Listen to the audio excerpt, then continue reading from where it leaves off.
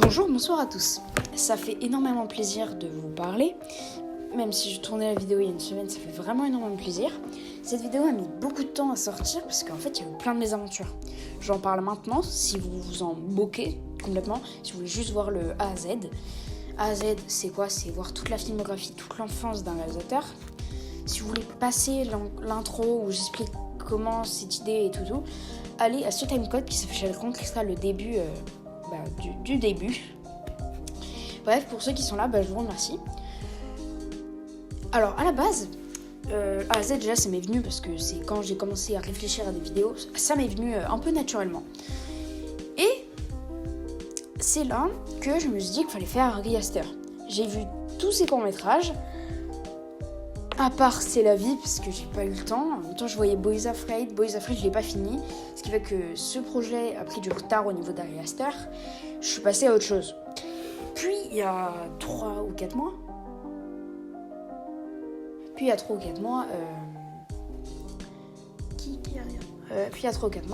réfléchis à faire la vidéo sur Alexandre Aja, réalisateur français connu. Mais en fait, il y avait trop de films et j'avais pas vu assez de films de sa filmographie. J'ai tourné la vidéo, j'ai monté la vidéo pouvait être sortie. Vraiment, la vidéo, j'aurais pu la poster directement. Mais le résultat me plaisait pas énormément. Je trouvais ça même. Du coup, voilà. C'est pour ça qu'il n'y a pas eu de vidéo entre la tier list des films de Netflix et la critique de Maxime. C'est parce que j'ai fait passer ça parce que j'étais en vacances, mais clairement pas. Je réfléchissais à des vidéos, c'est pour ça que j'ai tout marqué. Cette vidéo devait sortir. Et j'ai un truc à faire. Je reviens dans 2 minutes. Ça va pas prendre énormément de temps. Attends 2 minutes. C'est bon, je suis revenue. Je suis tout à vous. Du coup, c'est là que m'est venu David Robert Mitchell, après avoir vu Under the Silver Lake, qui est mon film préféré. Vous allez le voir au fil du temps. Donc, Under the Silver Lake, je me suis dit, vas-y. Donc, j'ai écrit la vidéo. Et je l'ai mis, en fait, pour une première fois, je l'ai écrit sur papier. C'est déjà arrivé. Souvent, c'est les vidéos que je tournais en 2-3 minutes, comme la vidéo IVP, que j'ai écrit sur papier, ou sinon je l'ai écrit toujours sur ordinateur, mais là il y avait plein de trucs qui faisaient que je pouvais pas, donc je l'ai écrit sur papier. Et le papier, je l'ai jeté. Voilà. Du coup, toute une soirée de recherche partie dans un papier jeté, j'étais dégoûtée. Je l'ai appris tout à l'heure, c'est pour ça que j'ai tout refait à la dernière minute là.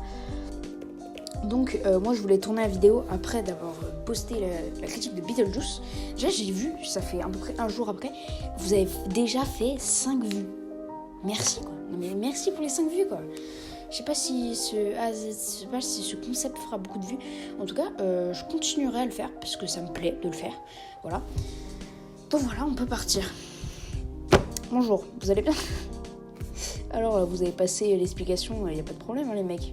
Revenez en arrière, il n'y a pas de problème. Non, c'est une blague. Donc, commençons. Le A à Z sur David Robert Mitchell. David Robert Mitchell est né le 19 octobre 1974 à Clawson. Clawson, c'est à 21 minutes de Détroit en voiture. Il a fréquenté l'université d'État de Wayne à Détroit. Il est diplômé de Florida State University College of Motion Picture à 18h40 de Clawson, situé. Du coup, cette Florida State University of Motion Picture, c'est situé en Floride, donc à 18h40 de Clawson. Il est diplômé avec une maîtrise en beaux-arts et en production. Puis, il devient monteur de bande-annonce à Los Angeles. En même temps, il réalise des courts-métrages. Et là, IMDb reconnaît son premier court-métrage. Parce que oui, par exemple, Sébastien Lanichek, il a sorti beaucoup plus de courts-métrages que IMDb le marque. Mais voilà. En 2002, sort Virgin, réalisé par David Robert Mitchell, avec un scénario de David Robert Mitchell, une note de 6.2 sur IMDb. Le court-métrage, j'aurais bien aimé le voir, mais il est complètement impossible de trouver. Ça, j'ai même fait plus de recherches que pour la vidéo, tellement j'ai galéré. Je suis allée sur Dailymotion, je ne l'ai pas trouvé. Si vous le trouvez, n'hésitez pas à me le dire et à m'envoyer un message en privé sur Insta. Il n'y a vraiment pas de problème à ça. Vraiment, je répondrai et je vous dirai juste merci, quoi, parce que j'aimerais bien le trouver, ce court-métrage. Il m'a l'air plutôt intéressant. Puis, En 2010, en 2008, il réussit à réunir 50 millions de dollars, je suis pas sûre de ça, 50 millions de dollars pour faire 50 000 dollars pour faire le film. The Myth of American Sleepover, réalisé par David Robert Mitchell, avec un scénario de David Robert Mitchell, avec un cast avec Claire Sloma qui joue dans It Follows, qui joue un petit rôle dans It Follows. Le film a reçu 6,3 sur IMDb, il dure 1h36, c'est un coming of age et un drame romantique. Et le film, je l'ai vu, voilà, c'est pour ça que j'ai tout vu de sa filmographie, ça va être plutôt simple à critiquer. The Myth of American Sleepover, c'est particulier. C'est un film choral en même temps d'un film coming of age, et c'était très bien pensé de faire ça. C'est vraiment, le film a un tout petit budget, vraiment le film a vraiment rien. Il a dû payer les acteurs avec ça, et vraiment le film a rien. Et pour preuve, il a rapporté 41 000 dollars. C'est même pas assez pour rembourser son box-office. Non, mais c'est même pas assez pour rembourser son budget. Vraiment, le film est tout petit, vraiment petit. Il a été présenté la première fois en 2010 au festival, je connais pas le nom, mais je vous le mettrai à l'écran normalement. Franchement, c'était vraiment plutôt cool. C'était vraiment, le film était vraiment astucieux. Je trouvais que dans sa manière de présenter les personnages et en même temps en fait, le film était plutôt inattendu. Les personnages, on sait pas trop. Il y a le commencement, on découvre tous les personnages. Et en fait, à la fin, on sait pas où ça va aller. Il y a plusieurs quêtes. Par exemple, moi, je me suis vraiment attachée à une quête, surtout à un mec. C'est la quête... pour moi, c'est ce que j'ai trouvé le plus intéressant. C'est la quête du mec qui essaie de trouver la meuf dans plusieurs soirées. Voilà aussi la quête du mec. Le mec sort avec une meuf qui... La meuf, elle a embrassé le mec. C'est compliqué, vraiment, je vous invite à voir le film. C'était vraiment super. Même si la fin, genre, le moment où tous les gamins se lèvent, je me suis bien fait chier. Oh, c'était long. Franchement, c'était bien long. Vraiment. Et vraiment, je trouvais que le film, en fait, The Myth of American Sleepover, c'est le mythe de la soirée pyjama américaine. Et bah franchement, si c'est... tu vois, ça c'est vraiment un mythe de la soirée pyjama américaine. Je pense qu'en France ou Suisse, Belgique, Québec, je sais pas où vous me regardez. En tout cas, j'espère que vous kiffez le visionnage pour l'instant. On n'a pas ça, nous. Non, on n'a pas ça. On n'est pas comme les Américains. Peut-être au Québec, je sais pas. Voilà. On n'est vraiment pas comme les Américains et vraiment, je trouve ça... là, je suis en mode... Ah là là là là. Ouh là là là là. Putain, le mec, quand même... Hein. Waouh, c'est ça les soirées américaines pyjama en Amérique. Parce que moi j'en ai fait des soirées pyjama il y a longtemps. C'était bien, c'était pas fifou. Hein. On passait notre soirée à regarder des films d'horreur. En tout cas, ça c'est incroyable. Je me souviens, putain, l'époque de Gueudin, on regardait tous des films d'horreur. C'est faux. J'étais le seul dans ma classe à regarder des films d'horreur. Des fois, j'essayais d'en dire. Hein. Genre, quand je voyais des mecs, je disais hey, je sais pas si t'as vu ça et tout, faut que je te conseille. Et tout le monde me connaissait. Une fois, il y a plein de monde qui sont venus me demander des films d'horreur à voir pour Halloween. Ça m'a fait vraiment plaisir. Parce que les gens, en fait, avant, c'était bienveillant. Genre, tu vois. Avant, c'était vraiment... Je suis pas là pour raconter ma vie, en fait. Qu'est-ce que je dis? Qu'est-ce que je fais? Donc, The Myth of American Sleepover, c'était plutôt cool. Je vous le conseille, même si loin, mais vraiment loin de ces autres films. En 2014, il réussit... Non, en 2014, il réalise It Follows. Réalisé par David Robert Mitchell avec un scénario de David Robert Mitchell, avec Maika Monroe qui a joué dans Le Voyeur et Long Legs critique, je vous le mets à l'écran, allez voir la critique. IMDb, la note IMDb est de 6,8, box-office de 13 254 000, c'est énorme. Le film dure 1h40, c'est un horror thriller coming of age. Le film est inspiré d'un cauchemar que faisait David Robert Mitchell quand il était enfant. Dès qu'il a pris ce cauchemar, il s'est dit je vais en faire un film. Et le film a été très facile à écrire pour lui. Dès qu'il a trouvé le parallèle entre...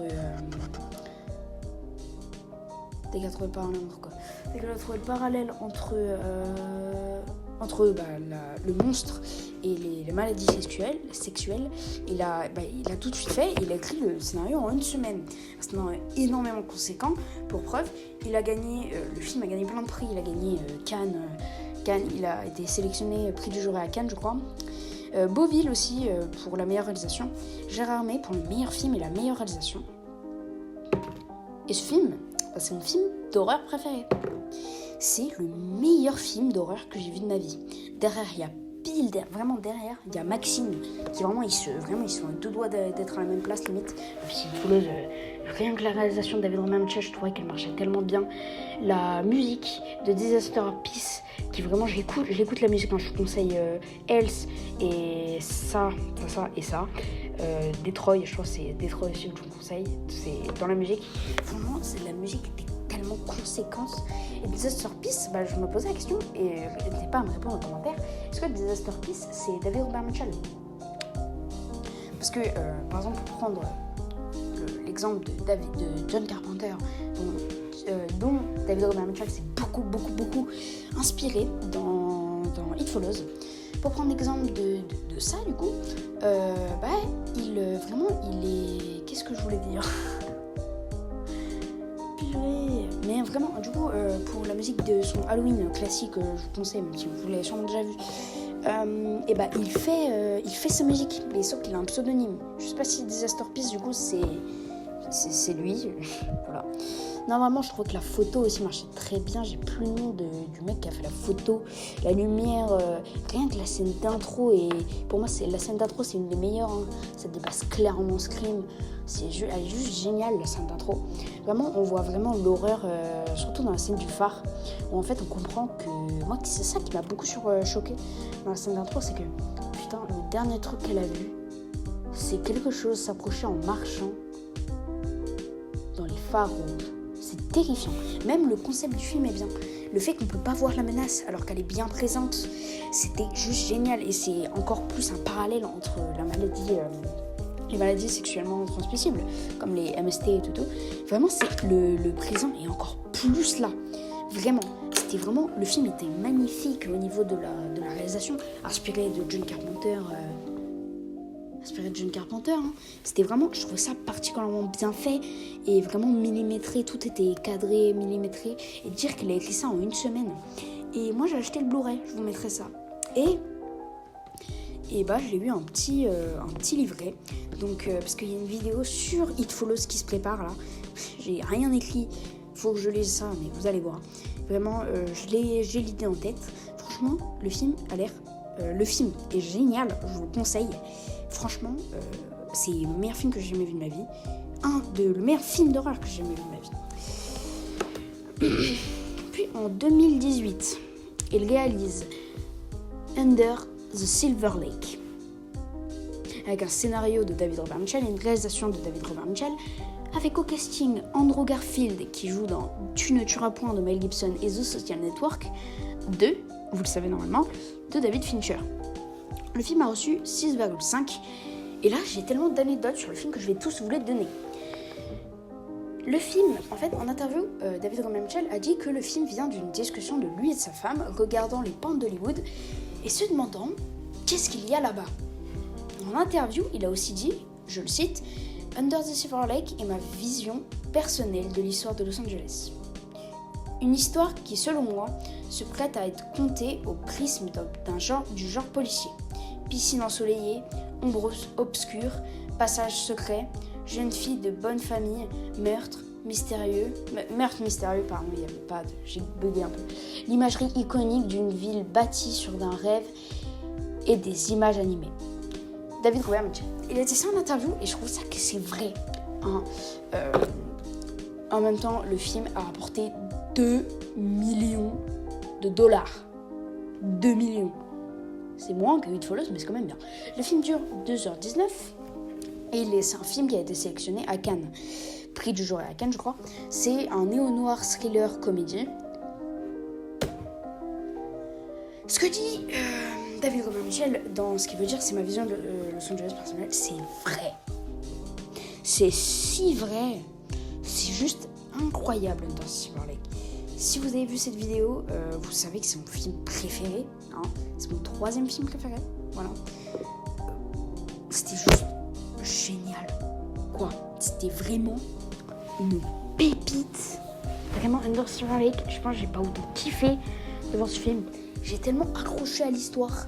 Vraiment, des fois, ça me met l'horreur.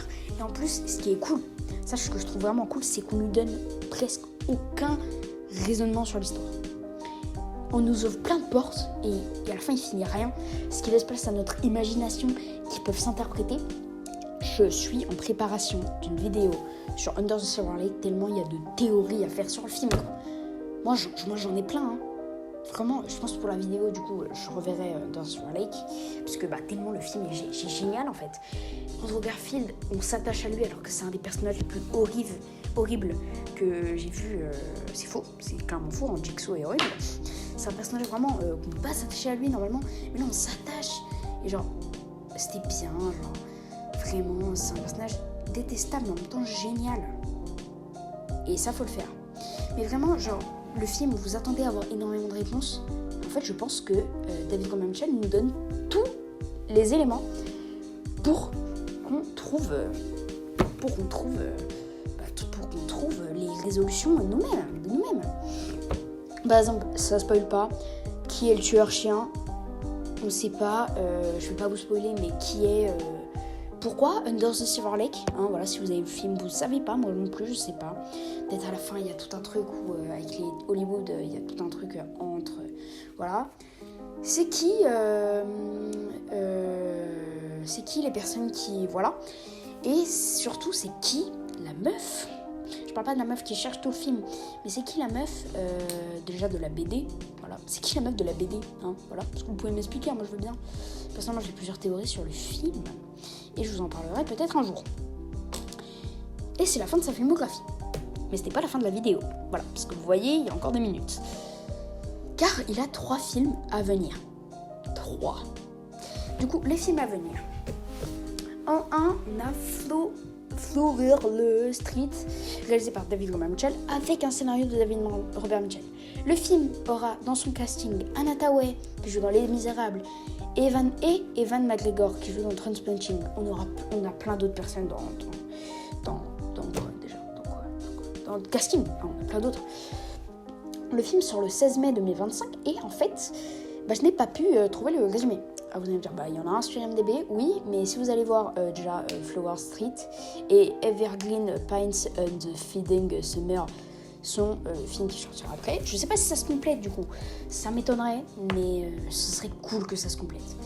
Le film Flower Street, produit par J.J. Abrams, ce sera un film d'SF. Le film, je l'attends énormément, déjà parce que son casting 5 étoiles et J.J. Abrams qui produit. Et surtout que le film sera un SF, ce qu'il a très peu fait à part une voleuse, évidemment. Franchement, on peut s'attendre à du lourd, sachant que là, il a du budget. Parce que je pense qu'après It Follows, c'était un peu chaud pour lui de faire un film à haut budget, s'il a réussi grandiosement avec Under the Silver Lake. Flower Street, franchement, il sort le 16 mai 2025, vous aurez absolument une critique. Si ce n'est pas spécialement un film d'horreur, vous aurez une critique parce que David Robert Mitchell, vous le verrez dans la conclusion, mais j'adore ce type. Donc, en deuxième, on a Evergreen Pines and the Fighting Summer, réalisé par David Robert Mitchell avec un scénario de David Robert Mitchell. Le film aura dans son casting Jim Carrey, c'est tout ce qu'on a sur le casting, qui joue dans The Truman Show, vous connaissez. Le film sera un aventure mystère. Putain, j'ai encore des informations. Bon, on va revenir sur Flower Street, c'est complexe, mais en gros, l'affiche que vous verrez à l'écran, on voit des trucs de squelettes, on voit des squelettes d'animaux, donc je pense que le film sera autour des dinosaures. Voilà. Du coup, on revient à Evergreen Paints and the Fighting Summer. Je l'attends aussi parce que Jim Carrey, et surtout ce sera un drame un peu, je crois. Et puisqu'il n'a pas fait de drame depuis le nombre 23, je crois, je suis pas très sûre, je l'attends. Surtout qu'il sort très peu de films, Ce dernier film c'était Sonic, je crois, Sonic 2. Du coup, je l'attends vraiment beaucoup. Et voilà. Sachant que Jim Carrey, c'est vraiment un mec triste, je crois.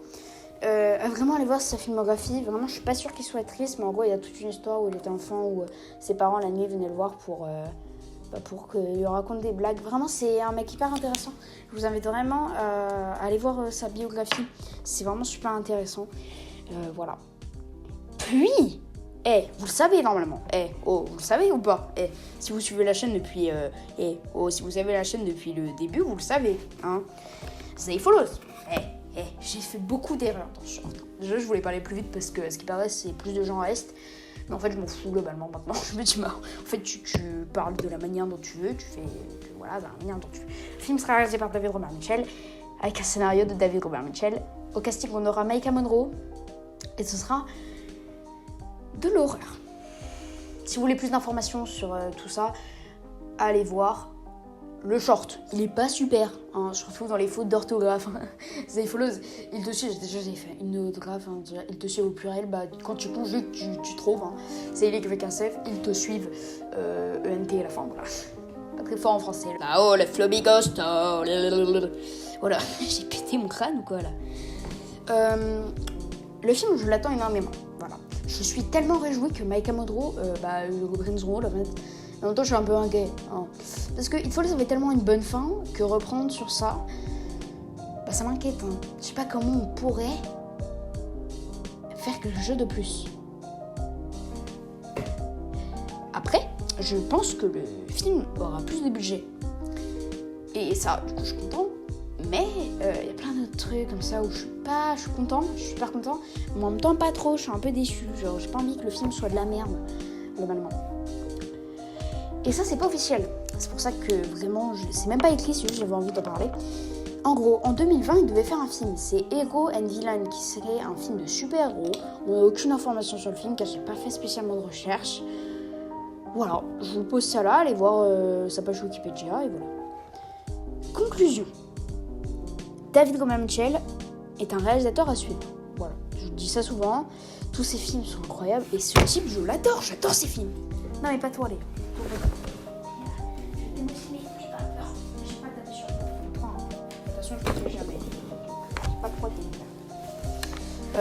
Mais oui, mes protecteurs en belle. Oh oui. Ouh là là là là. Oh oui. Désolée. Voilà, vraiment tous ces films sont incroyables. J'aime tous ces films. Pour la preuve, 2 sur 3 de ces films sont dans mes films préférés. Vraiment, allez voir tous ces films, allez voir toute sa filmographie. Même The Myth of American Sleepover qui vraiment vaut le coup. Hein. Voilà, c'était la fin de cette vidéo. J'espère que vous allez passer une bonne soirée. Ça dure pas autant de temps que je pensais, même si bon, ça dure quand même 5 minutes de moins que le AZ sur Alexandre Aja, je crois. Merci d'avoir regardé. Je vais directement essayer de... Non, je vais pas me lancer sur le montage car j'ai fait la vidéo de Beetlejuice hier, donc j'ai mon temps, mais je vais quand même le lancer. Allez, on sait jamais. Bonne journée, bonne soirée. J'espère que vous regarderez tous ces films et regardez des films, voilà.